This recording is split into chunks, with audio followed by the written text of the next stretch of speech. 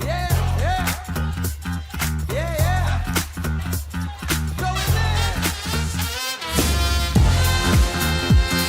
Let's go. Let's go.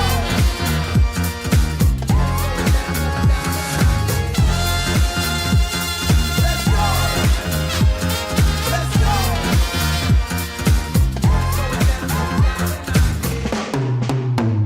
Hey.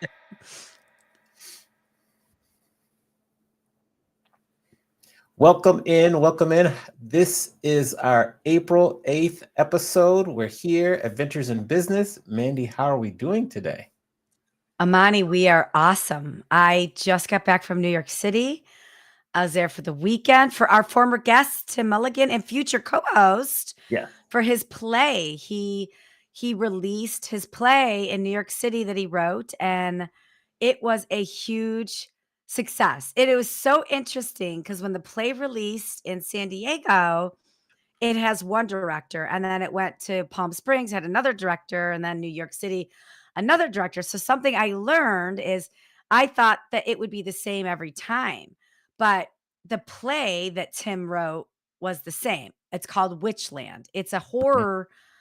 It's a hilariously made horror play, right? It's super interesting genre, but it's up to the director of how they actually their own interpretation of it. So I was very surprised about some of the things the director did, but it worked. It worked, and it was super fun and awesome. And the reviews have already said it started to come out, and they were great reviews. So I was really proud of Tim just to be there and see him, and then it was awesome just to be. That was Friday night, so then it was just great to be in the city with all your friends doing New York things and having that experience too. So as a result, as you know, my voice, I've Yes. got a two. I've got a 2-day limit on my voice when I'm in loud places, so my voice is gone. Okay. But it was worth it because it was so fun, and I my cup is very full coming back. All right. All right. Yeah. What about you? What about me? Let's see. Yeah. This weekend, I celebrated a friend's birthday. He had a gathering on First Friday, so downtown Vegas. First Friday, there are food trucks all over. We went to this one bar, but the highlight was as I'm walking around to the different food trucks while I'm waiting for people to get there. I saw this Maryland crab food truck sitting there, and I'm from Maryland, and I was Oh, like, "Oh well, my!" In Vegas. So I walk up yeah. to the food truck. I'm like, "Who here is from Maryland?" So I guess the owner comes around. He says, "Oh, I'm from." I said, "What part are you from?" I said, "Oh, this is where I'm from." He said, "Okay, yeah." I said, "Do you really get your crab meat in here every day from Maryland?" He says, "Yes, every day. We actually have a restaurant too." So I was so excited. I got his card. I can't wait to go to the restaurant. But just to find a piece of quote unquote home where I grew up here in Vegas was just delightful. So that was a highlight. Uh, Oh, wait, Amani, I have to ask you. Because you once told me that your crab cakes are a lady killer on a date. yeah, So did you get did you I get would. Yes. did you get a new recipe? Was there anything that happened when you ate it that you're like, "Oh, maybe I'll change my recipe around a little bit?" No, there's no changing Oh, mom there's no or aunt's changing. It's recipe. immobile. I have a local place where I can go to if I need supplies quickly, or I Okay. just want to go get some. So yes, I'm surprised you remember that. Good memory. I So could never forget. I could that never forget. It was great. yes, that was a highlight. And then I watched the women's final for the college basketball yesterday, which was Mhm. interesting. Great game. So that was cool. I sat down and watched that one. That was fun also. So that will be my top two highlights, I think, yeah, for the weekend. Oh, that's fun. Are you watching the game tonight? So I'll be watching the game tonight as I'm packing and preparing for WeCon, where Mandy and I will be speaking Yes. together on Thursday. And I'll be watching also while I do my lessons plans for my classes that I'll be teaching all day tomorrow. So the answer, the short and long of it is yes. Yes, that will be the answer. Oh, and spring break was last week. It was. So it was It's good. over. You were so looking forward to it. It came and it went. Hey, What man, was like really that. quick before we get to the ghost, not the guest. Before we get to our haunted guest, before we get to our guest, what was your highlight of spring break? Because I know you were really, really looking forward to it. I would say just being able to sleep and rest and just do Good. that. That was the highlight because it's been a Aw. longer semester. What else was the highlight? Just relaxing, just not having to commute and go back and forth. So that was the biggest highlight. Yeah. Good. Yeah. Well, welcome back to reality. You're commuting, you're schlepping, you're doing all the things. But I'm excited to see you on Wednesday. Yes. Yes. And we're Excited gonna have a for great session Thursday. on Thursday. I think it's gonna be fun. We will. Excited. Now we're gonna get to our guest. I'm so honored to interview her again. This will be the second time I'm interviewing her. But just to watch the career continue to grow and expand for our guest, Crystal Washington. She's a Hall of Fame speaker, and I was fortunate enough to be there when she was inducted from the National Speakers Association this past July in Orlando. And she's a futurist and continues to stay ahead of the curve. And that's just how we want to introduce her. So we're going to bring her to the stage. So Crystal Washington, welcome to the stage. Round of applause. Yes. Hi, Crystal. Welcome. It's so good to have you. Hi, Mandy. Hi, Imani. It's great to see you and be in your space. Thank you for having me. Oh, it's our pleasure. Crystal has taken care of a lot of the newer attendees for NSA when we were in Orlando. And then we just got back from Albuquerque also. And just so I just want to publicly say thank you for just taking such good care of us and for making sure we're connected and guiding us throughout our conversation today. We're going to talk about speaking and kind of some of the lessons you've learned and just what you are looking forward to doing. But first, we want to go back to the University of Houston and talk about being a hospitality major and ask you, as you continue to travel and as you've seen the industry evolve, what has been the most surprising, we'll say, technological advancement in hospitality that you've witnessed in your career since you graduated?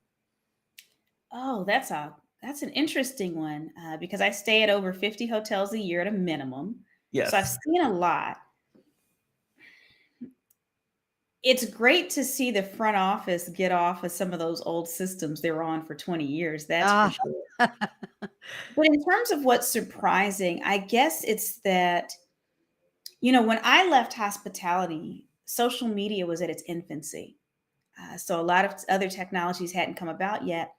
And so it's very interesting to see, this is going to sound like a complaint, but it's not necessarily, the lack of touch in some places with hospitality, how much can be automated, how you don't necessarily have to look at a front desk person, how there's some hotels and casinos you could stay at where you check in via your phone, your key is on your phone. If you have questions, you text it to the bot. You never actually have to interact with someone in the service industry in a hospitality business in some location. So that's something I wouldn't have necessarily seen.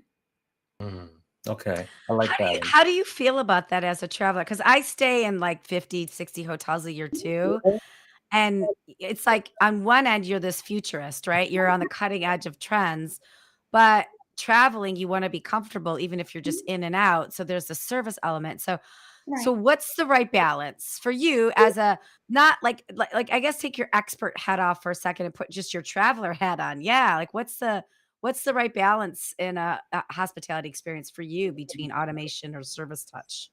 It's very hard for me to separate my professional from my personal opinion because I've trained myself to be open so often. Because as a futurist, my job is to observe and to not necessarily always have a strong opinion, but to see and show other people how to influence the future. But in terms of my personal preferences, I'm one of those people, I'm pretty much down for whatever if it makes sense.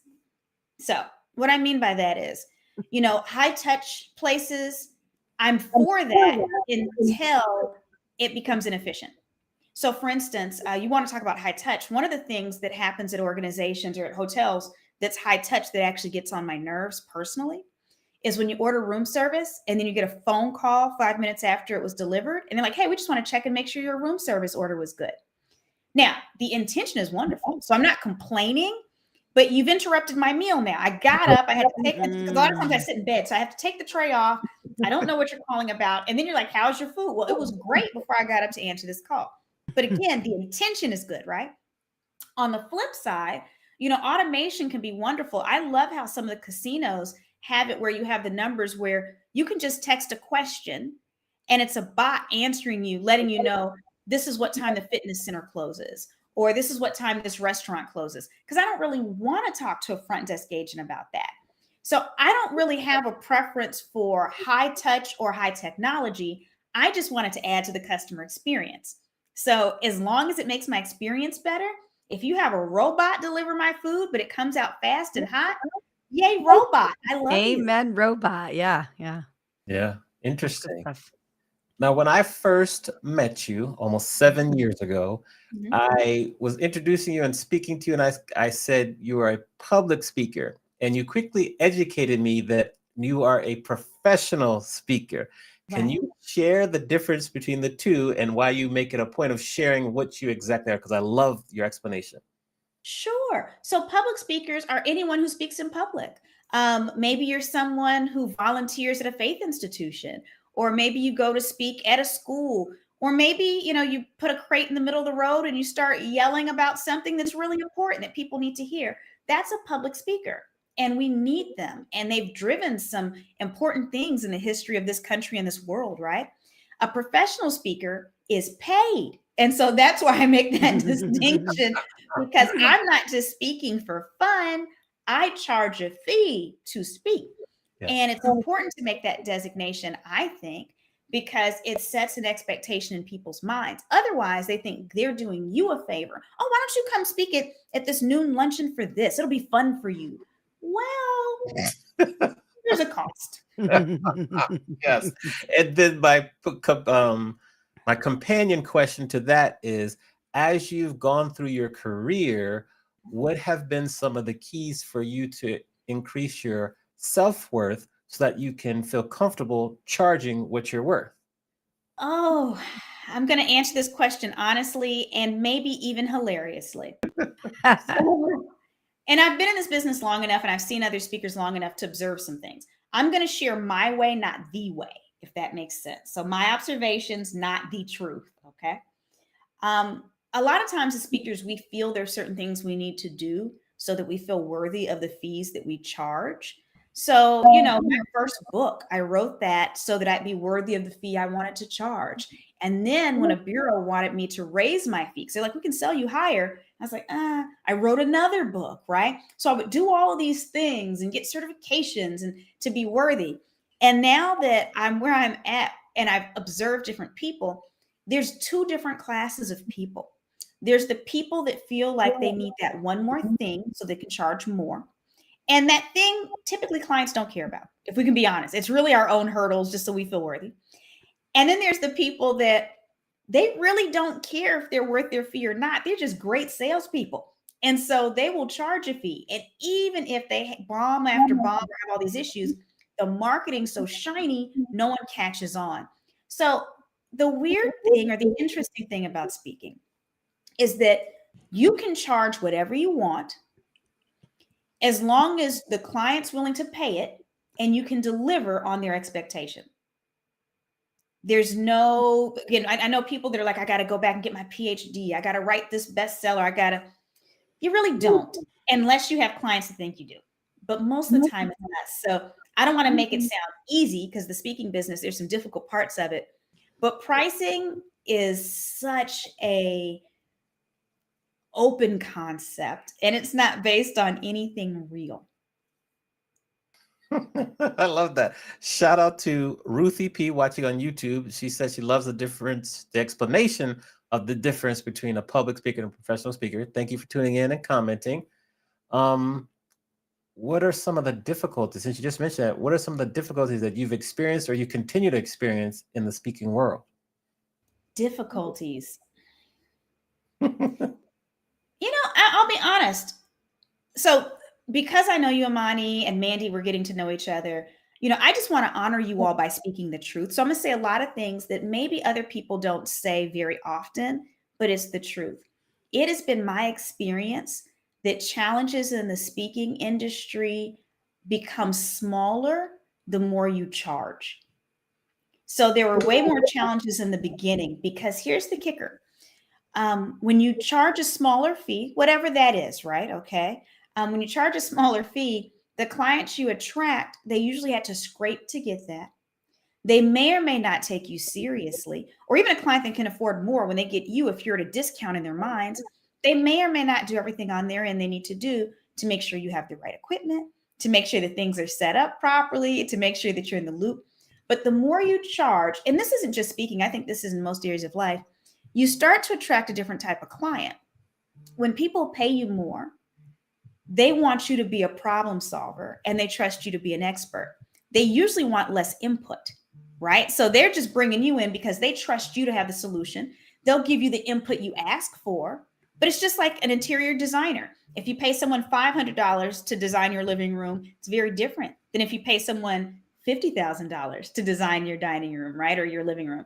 And so I find that now I don't have many challenges, but the biggest challenge I do have, to be completely transparent, is the American airport system. Flights are fun now. Oh man, they're fun. And so there's so many adventures that I have with me and my team. And we often have to book backup flights. Sometimes based on patterns, we'll book flights with multiple airlines at once because we know if this doesn't go off, I have to get here. Sometimes it means for those cities that have multiple airports, I have flights lined up at different airports. So if I can't get out of here at this time, then we already know, ready to go, got to drive over here, make this flight. So I have had some really fascinating flight adventures, specifically in the last 2 years. It wasn't, interesting enough, 2021 wasn't the challenge, because 2021 is when people had access to the vaccine, meetings started coming back a lot more. I started getting a lot more travel, or even being willing to do travel, because I had requests during COVID where I was like, I'm like very wealthy C-suite men on islands. They're like, I'm not coming in the middle of COVID, people. But 2021 wasn't that bad. But I think once travel picked up into 2022, 2023, now we're 2024, that lack of pilots, the lack of mechanics, the cutting of flights that no one's really talking about too much, it's showing up and showing out.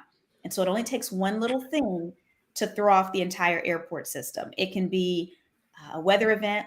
It can be, I think there was a fire at a facility not that long ago last year, which threw off things. So the only problems I can honestly say I have in my business right now are travel related when things get exciting. And there's only so much you can do to control it. Like your backup plans are great, but there's only so much you can do because the density of people traveling are higher. The mechanics are a major issue. The routes are an issue.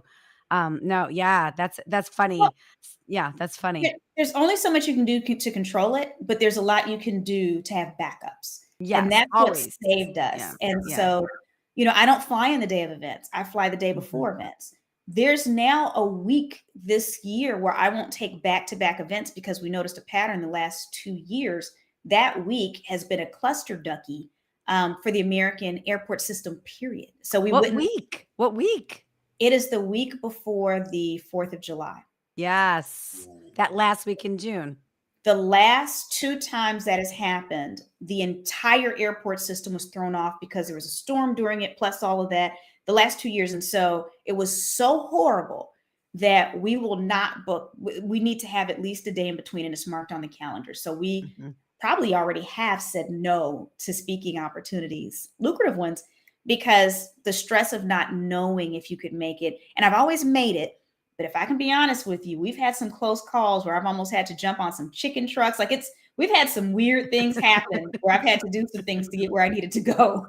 Mm, interesting. Thank you for sharing all that. I'm sure I'm thinking of some follow-up questions, but I'll turn it over to Manny because I know she likes to go back to the beginning, and then we'll kind of carry on from there. I Okay. do, Amani, I'm gonna surprise you today. Okay.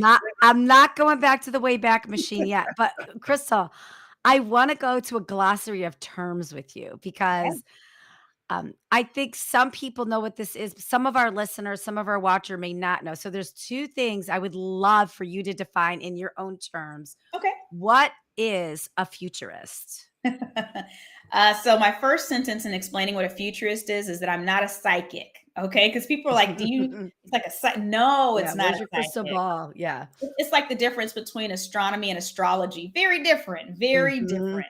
A futurist is someone who's trained to look at something called signals. Signals are the beginning of trends. So before something's a trend, we've all seen signals. It's when you start to see things around you and you're like, I feel like this means something, but I don't know what it means. How interesting.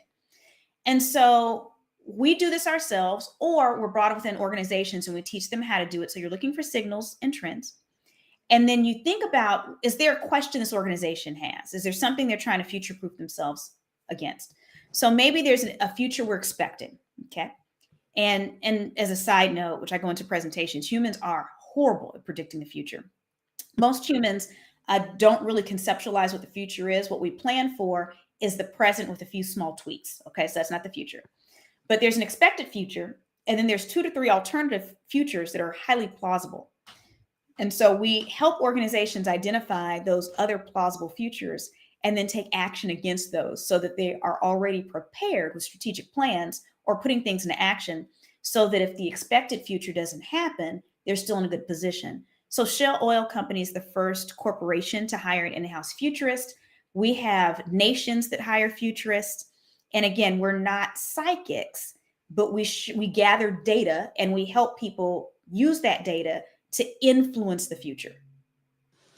Love it. That is a perfect example. I love that. That defines it. Now, let's put it into practice because Mhm.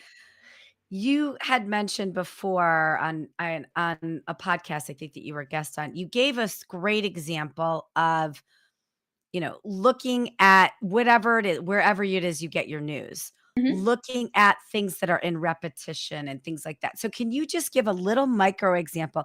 If somebody it wants to be, and obviously they can't be a trained futurist, like they can someday, but if they just Yeah. want to put their futurist hat on for a day and they want to figure out a little micro example of how they can do that, what would that be? So when we buy insurance, we're thinking like a futurist. Any form of insurance, because none of us plan on getting in a car accident. None of us plan on our houses burning down or anything else, but we're preparing against alternative futures. But I'll give everybody a little exercise. This is something you can do right now, a little exercise. I love an So exercise. It's great. So let's make this personal because if we get into business, we're going to have to narrow this down a little bit and it'll be a little too complicated. Let's think about your personal life. Think about where you expect yourself to be in 5 years. That's your expected future. Okay. So not your dream future, but where I think that's what 5 years from now is going to look like. All right. So now what you're going to do is you're going to think of 3 scenarios. And I'm the type of futurist that I am. I like for those to be negative scenarios. Okay.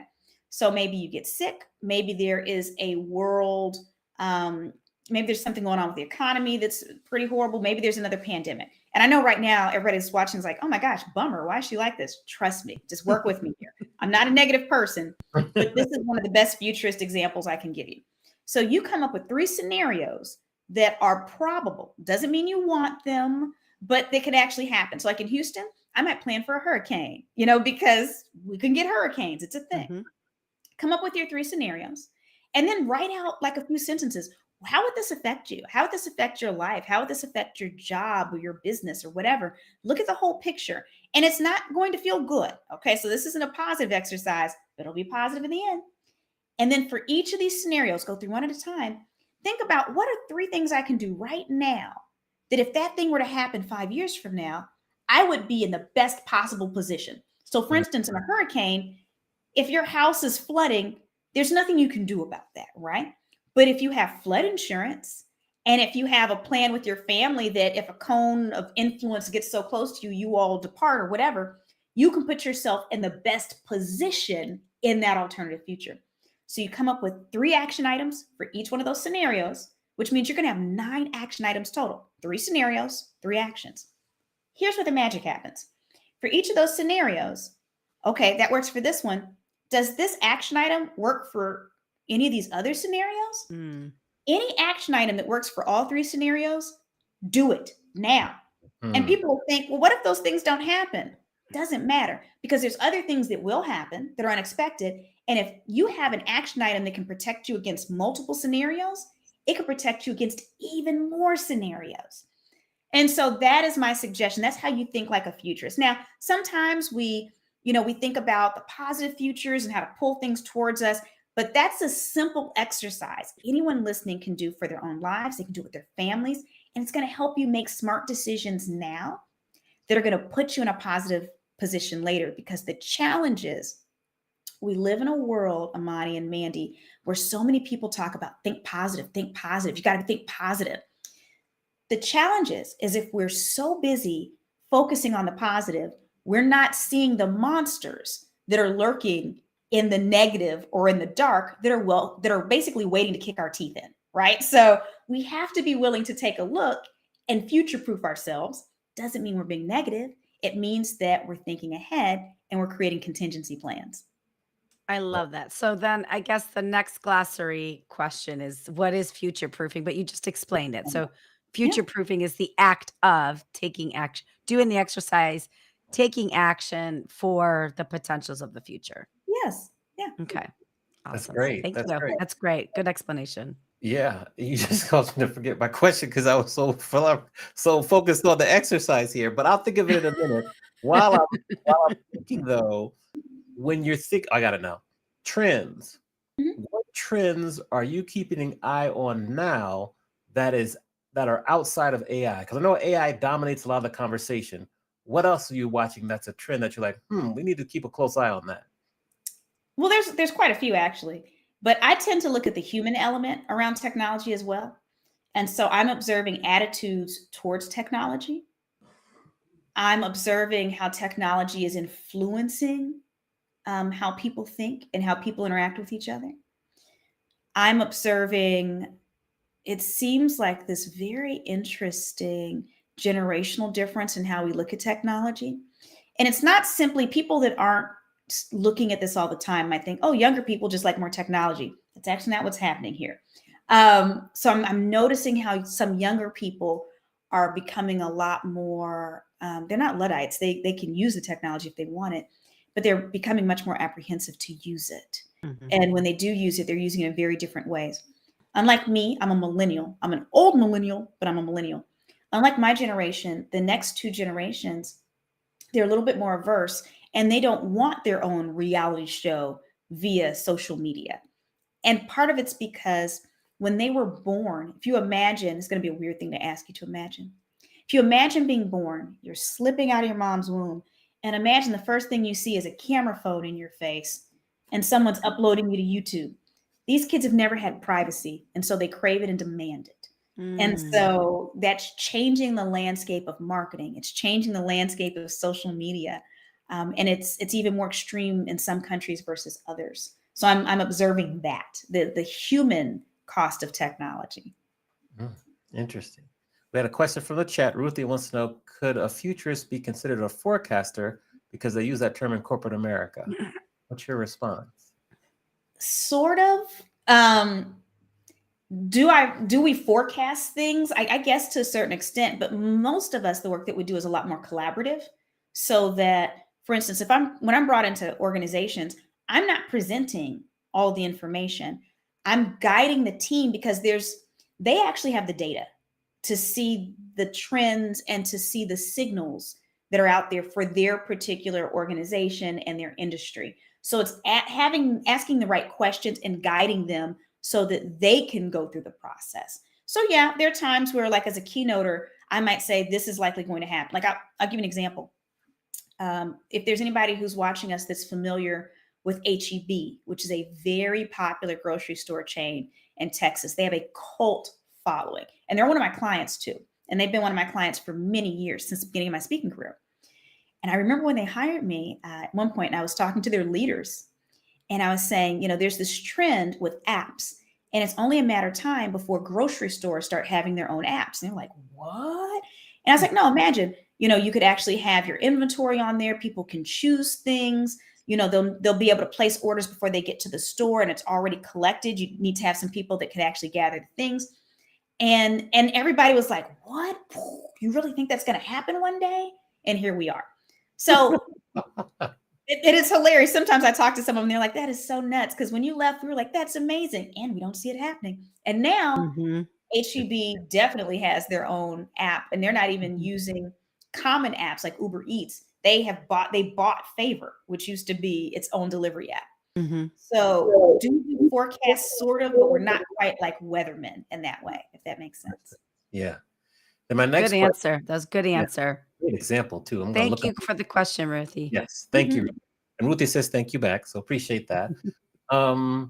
When you see Ah, and you help and you observe new speakers, so Mhm. people who are professional speakers, they're new to the industry, Mhm. what are some common errors that you see them make, and what advice do you give them to maybe not repeat the errors of the past?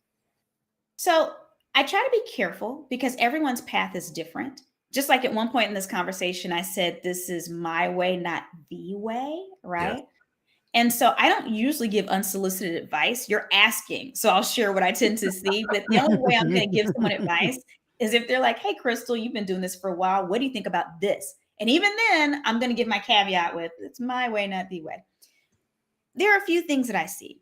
Number one, understanding their value and how to price themselves is super hard. I would say 90% of the speakers I encounter are underpriced. And if you price yourself too low, you won't be hired.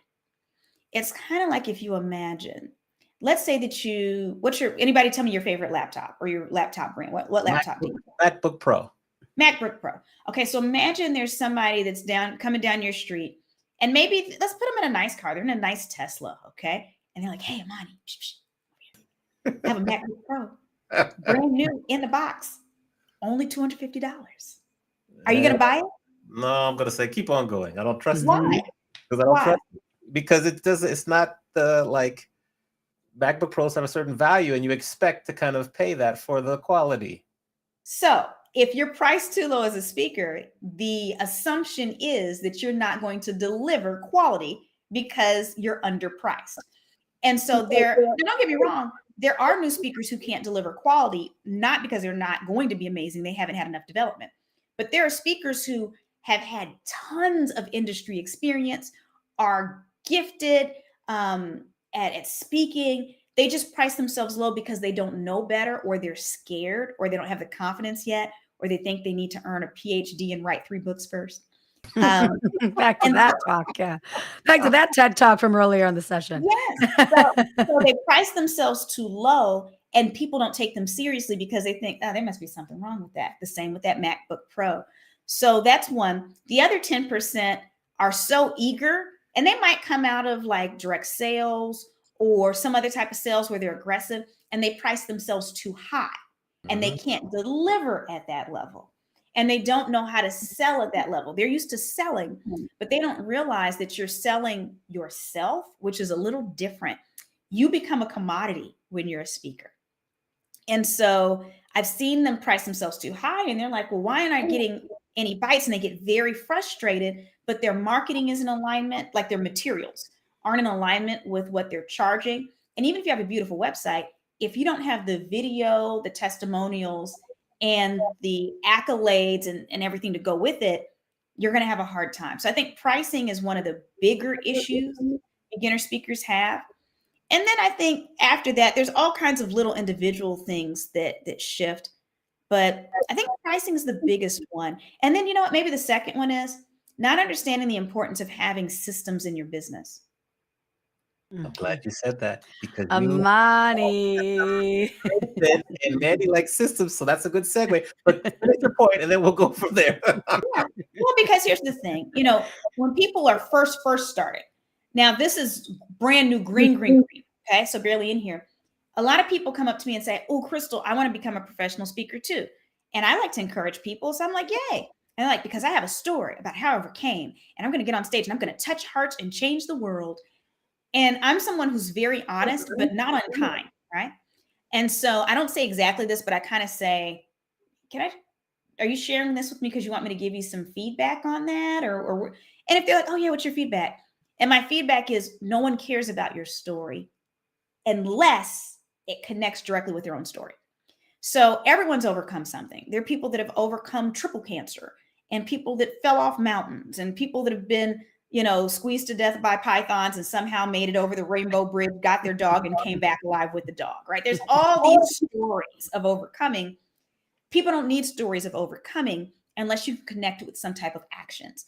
And usually you have to have some type of real world experience to direct people, unless you're an entertainer. If you're an entertainer, if you can play a bunch of instruments, if you can do flips, if you can make yourself disappear, that's a different animal.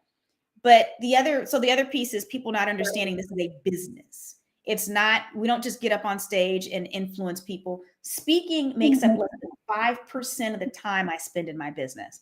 And 5 would be generous. And so having the systems in place for billing, to ensure that you're collecting information from your clients properly, that you have flight backups, that, Uncle Sam is not going to put you under the jail because you're not paying your taxes properly. There's a lot of moving pieces to have a successful speaking business.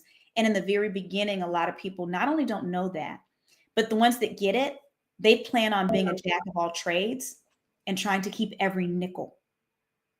So it's one of the things I've seen Imani and Mandy is, when people first start, they're like, oh, does somebody know a free PDF converter? Does someone know a free or low cost this? No. Pay for the professional grade everything, because the time you waste trying to make things that can be made faster with the professional version, you're stealing from your business because you could be getting speaking engagements. So that's where the systems come in. Understanding that it's a business is so key. And I would say at least 70 to 80% of the speakers that I see that don't ever make it, it's because they don't understand that it's a business. Okay, I want to hang here for a second because you are speaking my language. I'm like inside. Hallelujah, everything you're saying. I love a system.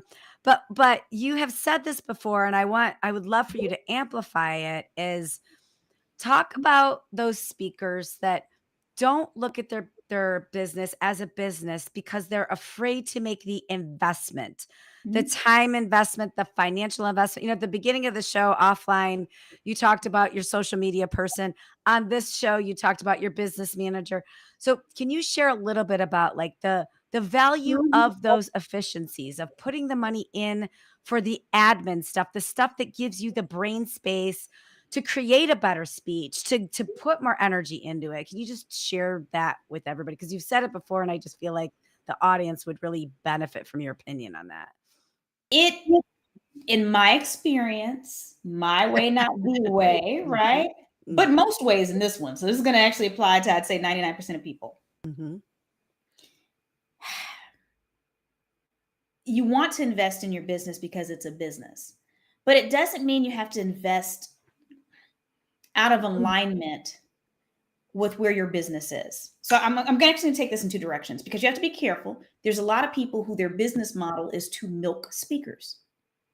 That's why when I meet people, I tell them join the National Speakers Association, because it's an association, versus a guru class where there's one guru that's supposed to teach you everything, and then you keep paying this guru to be part of the inner circle.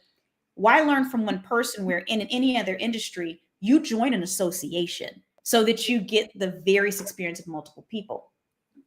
Now, I'm going to share, before I was a speaker, I had a marketing business. So I was in corporate America and hospitality.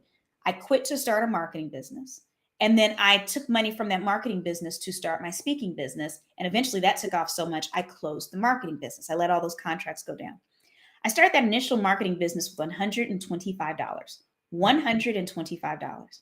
I never put another nickel in that business other than reinvesting its own profits, and kept growing and kept growing. So my speaking business came from this original $125. I've never dug into anything else. I've never brought more, but as it grew, I would pay myself what was necessary. For many years, longer than necessary, I would pay myself enough to pay the bills, right? Just enough. And then I keep reinvesting. I share that to say some speakers, it's a split.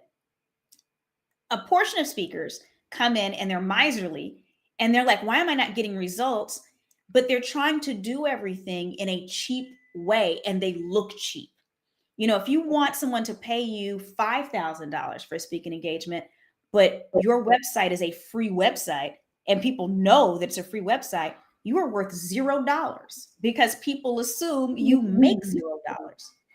At the same time, I meet beginning speakers that they want shortcuts. And so they're like, I'm going to invest $30,000. I'm going to get the best demo video and the best website and the best this and the best that. But they haven't actually learned the business yet. And so they think they're paying their way into success and they get super frustrated when they've spent all this money and they're not getting gigs. So there's something in between where you invest in the knowledge you need. And as you grow, you buy a little bit more resources. And as you learn and expand, get a few more clients. Okay, I'm going to invest a little more. It is it's a business that requires time to grow.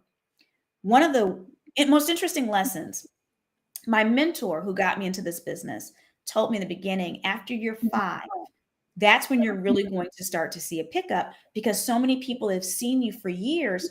They weren't in the right position to hire you. Some of those audience members aren't in the right position. Your referrals pick up something magical about year 5. And me being the assertive and determined person I am is like, yeah, I hear you, but I'm going to go faster. Well, I did grow a speaking business at a pretty high rate compared to most people. But what happened after year 5? Magic. All these people started popping back up that had heard me before. And then year 7, I have people that call me now that were like, I heard you a decade ago, Crystal, and now I'm in this position at this company and I'm bringing you in. So you can't cheat time. You can't bribe time. You can't spend $30,000 and speed up the 5-year curve. So there's a balance. You need to invest. But my advice is don't just come in there thinking I'm going to put in all this money and after a year, I'm going to be cooking. I'm not saying that there's no speakers that have largely impressive businesses after a year or 2. But if I were to guess, I would say that's less than 1%. Interesting. Since you mentioned it, how has your membership, your participation in leadership with the National Speakers Association helped you personally and professionally? Huge. The National Speakers Association. So my mentor, one of the other things she told me is if I was serious about my speaking career and I wanted her to be my mentor, she told me to join the Houston chapter of the National Speakers Association. And then after I went to 2 meetings, she said, okay, now I need you to join the national and go to the annual meeting. And I'm like, lady, you think I'm made out of money? But I did it because she was where I wanted to be. And it was the best investment I ever made because 1, you have access to the information you need. And it's an association. So it's not like it's somebody that's like, I'm going to give you a little bit and then reel you in so you'll pay me 10 times as much later. It's an association. So I learned from so many people in there. There's so many great resources. I built relationships. I learned things that helped me on the stage, even in some strange situations. I remember being on one webinar years ago where they were talking about what to do in case of emergency and things. And they were talking about whoever's on the stage, whoever has the microphone is in charge of everybody in the room. I had no way of knowing 2 years later I'd be on the stage when a fire alarm went off, when there was a real fire behind, like literally the kitchen's behind the stage. I could smell it. And people are just kind of like, what do we do? And I'm the one with the mic. So I'm directing people out. I'm telling them how to get out there. I'm going up to people. Hey, leave that bag there. You go here. I ushered everybody, 200-300 people out of a room. When I got the testimonial back from the client, did they say my presentation was great? Yep. They mentioned the fact that when it was over, I even finished it up. But they're like, the way she took care of our people and ensured they were safe was so important. So I say all that to say I get a lot of knowledge base. But if I can be frank, I also get a lot of referral business. Today, I posted in the NSA members only group a speaking opportunity where the client has a budget of $10,000. I posted in there because it was somebody who was interested in me. I'm not a good fit. And so I'm always going to go back to my NSA family. But for all the referrals that I give, and I give tens of thousands of dollars every year in referrals to fellow speakers, I get that back and then some. So I can measure it financially. I can measure it in discounts and tools that I get as a part of being a member. I can definitely measure it in relationships and just wonderful people that poured into me. And I can measure it in information. So it's the best investment I have ever made in my business, period. Love it. Great answer.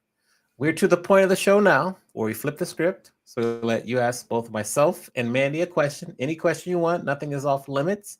So who do you want to ask a question to first? I'll ask Amani a question.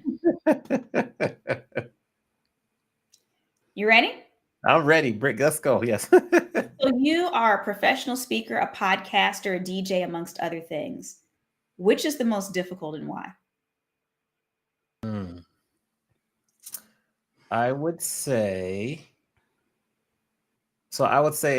you didn't mention one, but I'll say being a professor is probably the most difficult because it's hardest, I think, to keep our younger generation's attention and they're engaged over either an hour, 2 or 3 hour time period, and to do it consistently over 16 weeks. I find that is the most difficult out of the 3 or 4 that you mentioned. Makes sense. Yeah. Good question. No one's asking that before. Yeah, no one's asked that. Plus, he's coming out of spring break, going into curriculum. So the pain point is real. Yes. And Mandy, my question for you next, just because we're on this topic, I know a lot of times you assist clients in hiring speakers. I think this would be a good opportunity to ask you, what are you seeing that your clients are saying? I hope it's okay. It's a 2-part. What is their greatest complaint with professional speakers that they see that don't work? And what is their biggest compliment in the speakers that they feel, oh, they did a great job. This is the kind of person we want. Yeah. Gosh, that is a good question. I'm just thinking about myself and I'm thinking about my clients.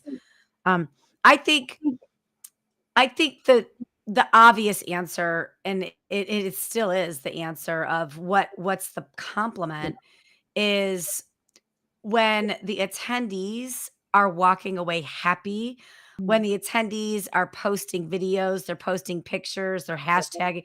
Sometimes my clients will say the first time, we've had this hashtag up for months, and the first time attendees are engaging in the conference is because of something the speaker said. Not that the speaker said, tag me, but like they said something that really resonated with the attendees. And that's just, we've really got to meet people where they're at. And right now they're on their phone. The power's in the pocket, right? So right now it's that social proof. If a speaker says something, drops a nugget that really resonates, and you see people in the audience taking the picture, taking the video, tagging you, like that's where my clients are like, this is the first time they engaged. And the whole conference was when so-and-so speaker said something. So I think that's a newer compliment prior to the whole social media thing. I think it was when the attendees went up to the organizer to say, wow, my aunt just passed away. And what Rias just said about asking deeper questions really meant something to me. So I think that the social proof is a little bit different now than it was before, but it's all the same. It's all the engagement. Are you getting each other? Are you getting the audience to engage with each other? Are you getting the audience to engage with whatever that bigger mission is? If it's an internal meeting, are they engaging deeper with the company? If it's an external meeting, are they engaging deeper with each other? Are they engaging deeper in the marketplace kind of thing? So I think that's the compliment. And I think the complaints vary. I think there are some speakers, and I know we all know them, who it doesn't matter how much they're getting paid. They're nervous Nellies, and their nervous Snelliness translates into just really being complicated to book and complicated to deliver. And so, I know on my end as a speaker, I try and maybe it's because I've booked so many and I've dealt with so many. It's like I just try and be as simple as possible. Like I've got all my resources easy and it's very easy to give away to the people, and I try and be quick about it. So I think, I think my customers, a lot of them are like, God, the great speaker, but like everything leading up to it, like they were late to a call, they missed a call, they weren't prepared on the call, just little things, and I think it's just about being a professional, just just be professional, tighten it up, and then you'll be great. But those are like the things, those are the little things that I would say I complain about, and I see customers complain about too with speakers. That's a great question. Yeah. Thank you. Yeah. Mhm. Phenomenal. Now, if we were to go back, I asked you Mhm. this question 7 years ago, but I think your answer might have changed now. Hmm. If we're going to go back and talk to Crystal when she is about to be a Houston Cougar alum, and we're going to base it on what you know now, what advice would you give your 21-year-old self as you're leaving college? Oh, you know what? I don't even know if I would have given myself advice.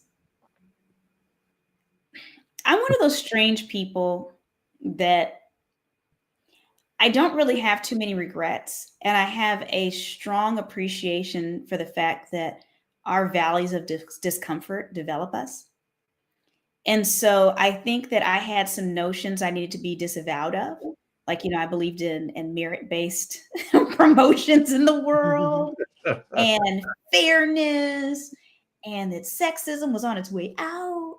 And I don't say that as a complaint about sexism, but I actually dealt with sexual harassment in one of my workplaces. Mm. Extreme, right? And racialized emails. I still have copies of some emails that if I were to show people, it would shock them to see what people were Wow. willing to write in print, right?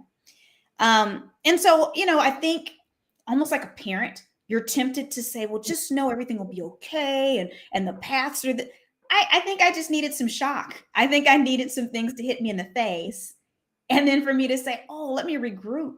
So, I don't know. Maybe the advice is you're going to go through some really uncomfortable things and it's going to help you. Just embrace it. No matter how nutty it seems, just embrace the discomfort and move according to how you feel your gut feels led to move based in that situation. So I wouldn't change any actions. The advice wouldn't have changed anything I did. Maybe it would have given me a little bit more comfort in the midst of all of the crazy, because I definitely had a heck of a journey getting here and just recognizing that maybe the world wasn't as happy-go-lucky a place and that there's some bold people on this planet that will do some really outrageously inappropriate and ugly things, right? And I don't want to leave on a down note, but I can honestly say now, looking back, I am grateful for each and every one of them. I'm not excusing their behaviors at all. But man, if my life had just been comfortable, if they had all just done what they were supposed to do, my life right now would be much less remarkable. Right. So that discomfort and their acting out boomeranged me to a place that I hadn't even imagined for myself. So it was what I call a strange blessing. Hmm. Yes. I will turn over to Mandy to kind of close us out with some final questions and words. And what do you got, Mandy? Well, it's funny, Crystal, as you were saying that, you said it's a strange blessing or that was a gift. We call that the thorns. The in our family in Thanksgiving, the day before Thanksgiving, Thanksgiving's all about everything you're thankful for. But the day before Thanksgiving, we make it a practice to say a thorn, something awful that happened that year that you're thankful for, even though it was awful. Like, how can you find the good in it? So, I hadn't thought about it, calling it something else, the strange blessing. So thank you. You gave me a new name for a thorn. So thank you for that. My last question is, how can we support you? How can we lift you up? You're active in your career, obviously. You're active in NSA and you support and lift up so many people. So how can we give that back to you? Oh, well, the only thing I can think of is if you know of someone that's in need of a futurist as a speaker or consultant, just send them my way to crystalwashington.com.